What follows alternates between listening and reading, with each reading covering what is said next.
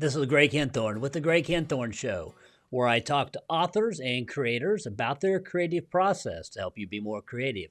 Today, I have a very special interview with Dr. Brad Klontz. He is not just an author, but he is an author of 6 books. His 6th book, being published by Random House, is coming out in October. He received multiple 6-figure advance for The Mind Over Money, which is being published by Random House. His books have been featured in ABC 2020, Good Morning America, New York Times, and the Wall Street Journal. We talk about everything from his writing process to writer's block to how he develops the stories that make his books so compelling.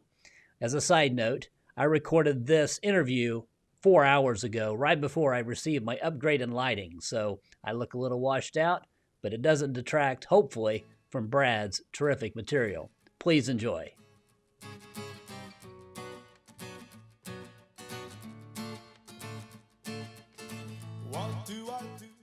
So you are a financial psychologist. What does that term even mean? Something I made up.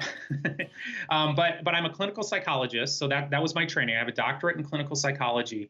And I got really interested in the psychology of money when I got out of grad school, and I owed $100,000 in student loan debt, and which was terrifying for me. And interestingly, I saw my friend make $100,000 in 1 year day trading. And I thought, oh, I can get out of debt doing this. Yeah. And so I sold everything I had of value and I put it all in the stock market and I started day trading, and I had an incredible 3 months. And then the tech bubble burst, just to date myself. And I saw all my money melting away and sliding down. And I was like, oh my gosh. So my question was, how can a reasonably intelligent person do something so radically stupid with his money? And that's how I got interested in financial psychology. And interestingly, I went in, I started doing lit searches, and the field of psychology had utterly ignored the topic of money, which is interesting in and of itself. And by the way, I've done some studies on that, and psychologists are money avoidant. That's the answer about why we avoided it. But I sort of joke, within a matter of about 2 weeks, I became the world's leading expert in financial psychology because psychology never touched the topic. Wow, that is amazing. Good. Well, then that your pain was all of us, our gain. So something good came out of it. Yeah, I say my message comes from my mess. Yeah, I love that. That's beautiful. Tell me a little bit about your process. How did you begin as a writer? Yeah, I never really thought of myself as a writer. I was a voracious reader as a kid. And so many a winter evening and day indoors in Michigan reading Louis L'Amour books and just living the fantasy of words. So that's when I really got interested, I think. And then, of course, you write, but I think what a real standout moment for me was my freshman year in a literature class in college. And I had to do an essay. There were 3 essays for the class, and I wrote my first one on alliteration in the cast of Amontillado. And it stands out for me because I put the paper in, and the teacher wrote on the top, "Come see me after class." And I'm like, okay, did I get alliteration wrong? I mean, where did I go? And she actually took me aside and said, "You don't have to write any more papers for this class." Wow, that's amazing. Yeah, I was pretty floored. And in that moment, I'm like, I'm a gifted writer. I must be a good writer. So then I had this, I carried this badge of honor. I'm a good writer. Yeah, that's incredible.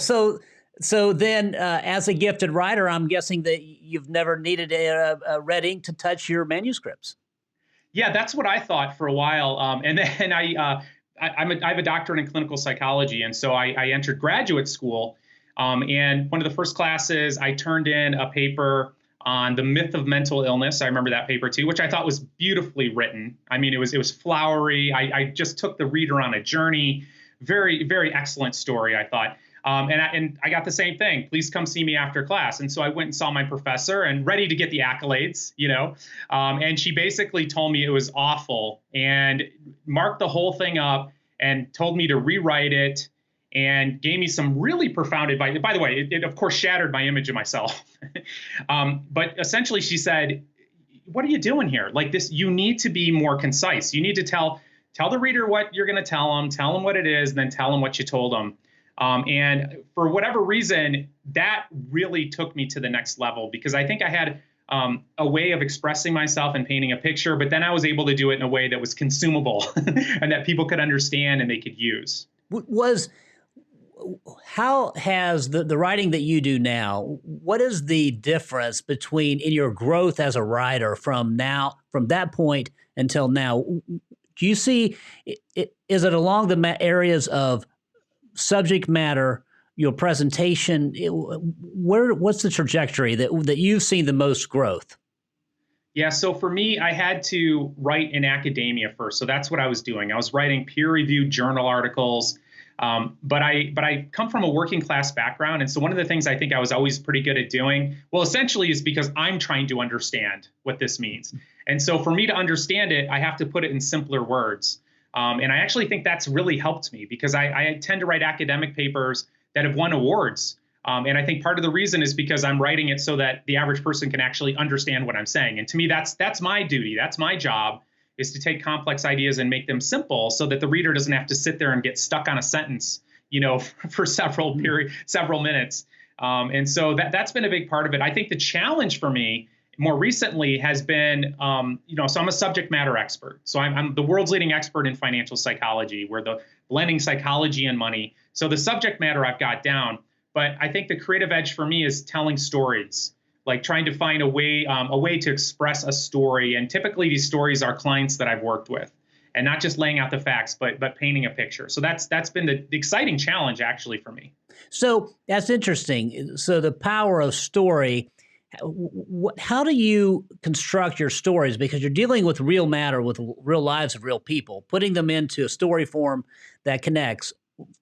First off, how did you figure that out? The story was the thing that was going to move the needle for people. Yeah, so part of my discovery around that has been actually related to the research we've been doing in financial psychology. So for example, I didn't want to bore your audience with this discussion too much, but what we did is we compared like a financial literacy class, essentially where we're going to teach you all the things about money, to a class where we didn't do any of that. We just had people literally create pictures of their financial goals and get really excited about this visual imagery and all the emotion it brings up. And what we saw is a 73% increase in savings for that group that didn't do any of that stuff about learning about money. That group had a 22% increase, so a massive increase.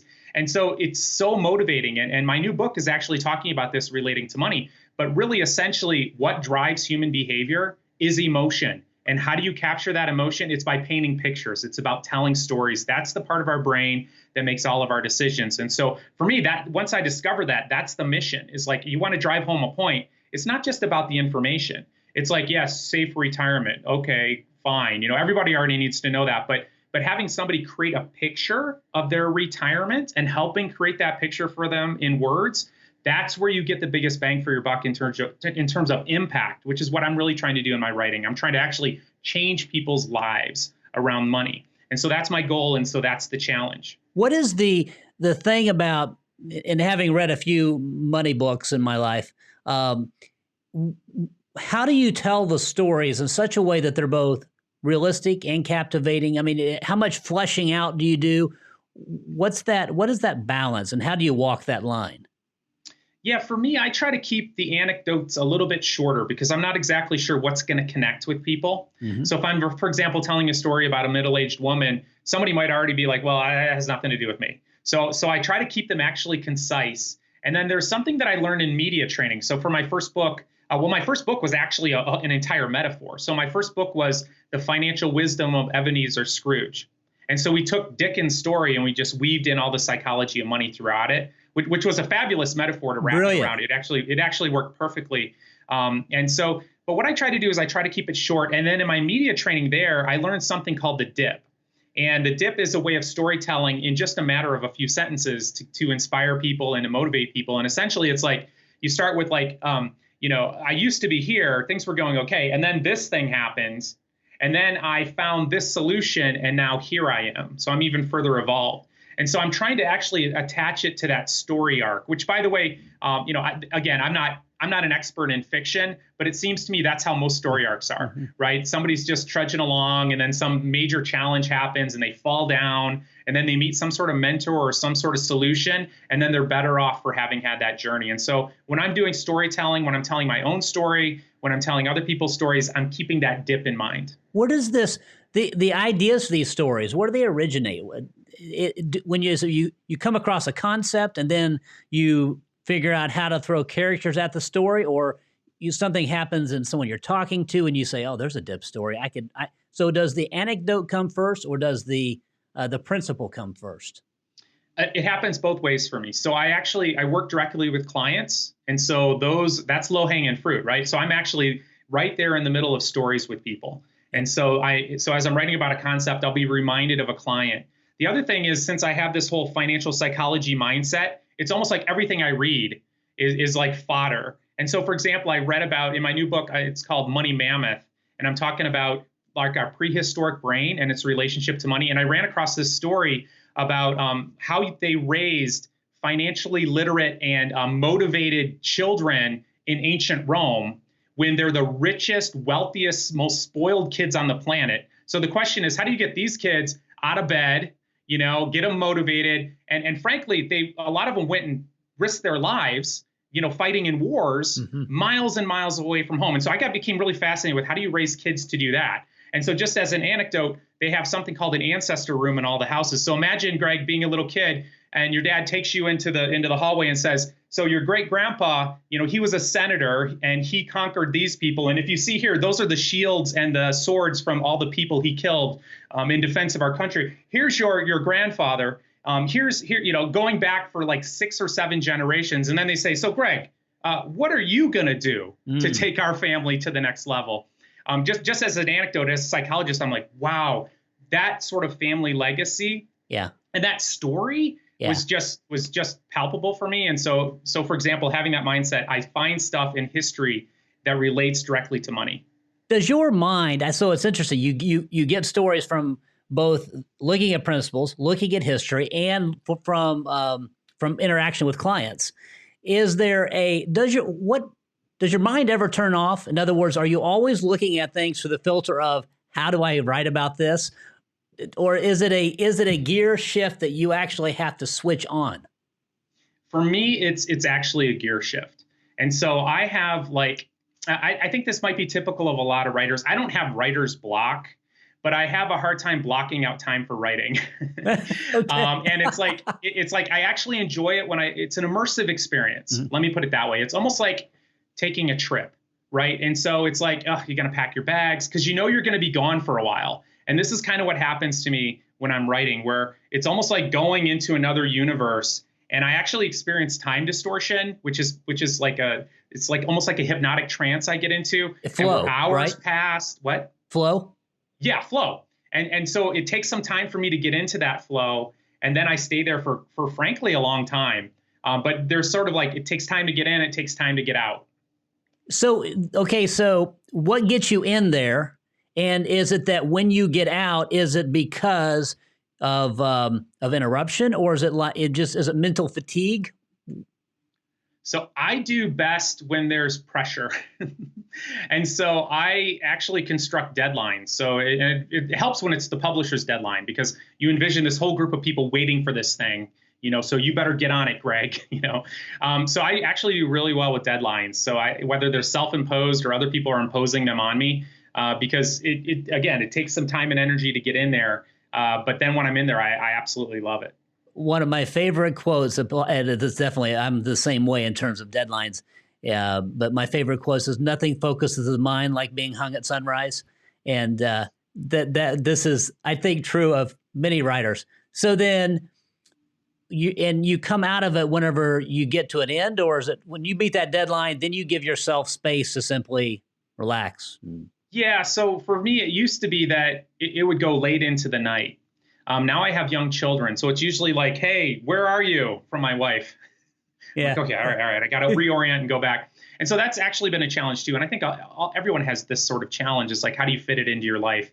I've become much more efficient, frankly. This is the other sort of irony. The less time I have, the more efficient I am in that time.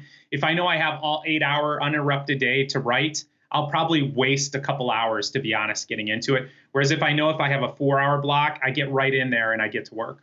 Do you write from an outline, or what's your process? So I typically will have an outline. And so that actually is probably the hardest part for me, is constructing the entire sort of framework of a book. Or it's easier in academic writing because they just give you all the headings already. And you just hang the meat in there.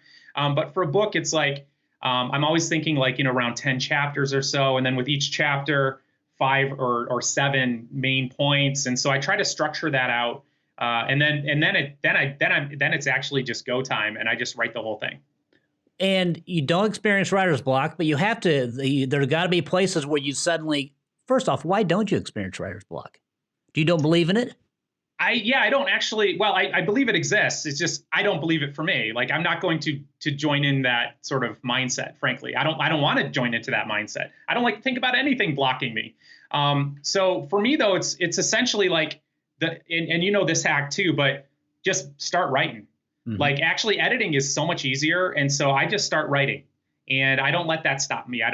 There's no such thing as a perfect sentence for me. I actually don't really care about that. I can go back and make it better later. And then luckily I have editors to like flag the stuff I missed. And so for me, it's just about hanging that meat because I know I can get in there and adjust it at any time. You don't have a problem with turning off the editor. I really don't. So sometimes I will actually go back and change a sentence or two, but I never get hung up on it because then I just move into the next thing. The other thing too, Greg, and this is a powerful, powerful hack, I think, and it's not for everyone, but I will very often have co-authors. And the fabulous thing about co-authors, and by the way, I've written stuff by myself. I could do that. It's just way more fun for me to actually write something with somebody I care about. And one of the fabulous things about that for me is when I'll get stuck on a section, I'll move on to another section, and then I just send that chapter to somebody else. And they'll hang some stuff on there and write a question, and they send it back to me. So it's this external flow that I have going, which really helps move it along too. It's interesting that co-authors add to your process. You don't find, do you ever find that working with a co-author is, you end up crossing swords over minutia? That's a great question. And the short answer is no. Because my rules for co-authoring a book is that I am 100% in charge and I get the absolute last word on every sentence. And frankly, Greg, if I was writing with somebody like you, I would probably be really happy to just yield that position to somebody like you. But for me, that's the way I've done it. And so there's never a problem. There might be a problem for my co-authors, but when I start into that, those are the rules. And I'm okay with them not wanting to do it. And the fabulous thing is that my father, a lot of my books I've co-authored with him, and which is an incredible thing. And for many people, that would be almost impossible. But the way it is possible for me is my father's like, okay, yeah, it's totally yours. You're in charge. He doesn't even need to see it after I touch it. That's awesome. So it's fabulous. It works for both of us. Well, and you reminded me of around the year 2000. I wrote a book with my father, and it devolved into us literally sitting down and rewriting paragraph by paragraph the entire book. And it was, I will say, it was one of the most enjoyable times I've ever had with my father. We also produced a piece of junk of a book. So, it was just too many cooks in the kitchen. But that's interesting. And you set that ground rule up in the beginning, I presume. Yes, I did. Yeah. And my dad, I think at that time was like, he wanted this to be my thing, so he was supportive. It's sort of ironic too. I got to tell you this. So the very first article I've ever wrote, I sent it to a journal. I got it published, and they put my dad's name on as the author. Wow. And Freud would have a field day with this, right? Yeah. And it's like, and it was for a psychotherapy journal, and my father had written one other article for them, and he knew the publisher. He wasn't like a big time writer. He wasn't doing a lot of that, but happened to have done it in that journal. And I wrote this article because, hey, send it to these guys. I know them. And so then they accidentally put his name on there. And I think he was so devastated by that. Like as a father, I'm like, oh my gosh, that would be terrible to sort of steal your son's, sunshine or whatever. But yeah, no, that's really worked. And so essentially what I do with my father's a great storyteller, and he works with a lot of clients. And so I'll be like, hey, Dad, tell me everything you need to know about this, or tell me, do you have a story about that? And then he'll be on his phone probably and just firing me off ideas. And then I actually sculpt those ideas and those words. And so I happen to be a better editor than he is too. So it works out great. The storytelling that you do, what is the part that is the most challenging? Where's the part that you find that is the most the places that you find that you go back to where stories, the challenges that happened? Well, for Mind Over Money, what we did is we actually transcribed interviews with clients. And I'm talking. This is the book that's coming out. No, this is give the a one little with background on the book. Yeah. Mind Over Money. Yep. And so we had, I'd say, about 500 pages of single-spaced interviews. And in terms of what's hard, it's combing through those stories and getting rid of irrelevant details, irrelevant to the point and to the story, because there's so many details you can include in there. And I think that's the biggest challenge is cutting things out and making it succinct. To me, that's the biggest challenge, because life is so much more complicated, so much more full. But you got to narrow it down. At least in my storytelling, I'm illustrating a point, and so I've got a page, maybe a page and a half max to illustrate that point. And so that's the challenge. What you mentioned Random House, your process in getting a traditional publisher. Tell me how that happened. So the first one, a bit of a stroke of luck, where we developed a treatment program for money disorders. And first one ever run in the country. Somebody at the Wall Street Journal caught wind of it. They sent a reporter there. And so all of a sudden, I'm like, first time I ever talked to a reporter, it was the Wall Street Journal. So usually you get some practice along the way, right? Yeah. And so I'm talking with him, and he's like, wow, this is fascinating. Do you guys have a book? And in that moment, I said, well, we're working on one right now. I love In that moment, I decided we're going to write it right now. We are working on one. And they wrote up an article about our treatment program. And so I took that article and then we pitched a book idea based on that article. So that really helped. We already had some external validation that this idea might be interesting. And so then we pitched that to a publisher. And we got really fortunate that they agreed to run with it. And have you ever thought about deviating from the traditional path? I have.